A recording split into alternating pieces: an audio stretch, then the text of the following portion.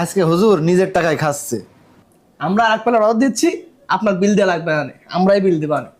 এই ওয়েটার, হুজুরকে 1 প্লেট খাবার দাও, বিলটা আমরা পে করে দেব। তার কাছে টাকা নেওয়ার দরকার নাই।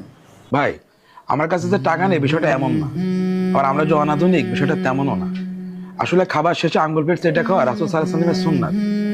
তিনি বলেছেন তোমরা খাবার শেষে আঙ্গুল প্লেট চেটে খাও, কারণ খাবারের কোন অংশে বরকত রয়েছে এটা তোমরা জানো না। হুজুর, এসব হচ্ছে 1400 বছর আগের কথা। তখন মানুষের অভাব ছিল, তাই এসব থাল প্লেট চেটে খাওয়ার কথা বলা হয়েছে। এসব হচ্ছে আধুনিক যুগ জামানা। এখন কি মানুষের অভাব আছে যে থাল প্লেট চেটে খাবে? আমরা তো খেতে বসলে 2-1 প্লেট খাবার এমনি নষ্ট করি। এগুলা রাসূল সাল্লাল্লাহু আলাইহি ওয়াসাল্লাম খাবারের অভাবের কারণে কোনো কিছুই বলেননি।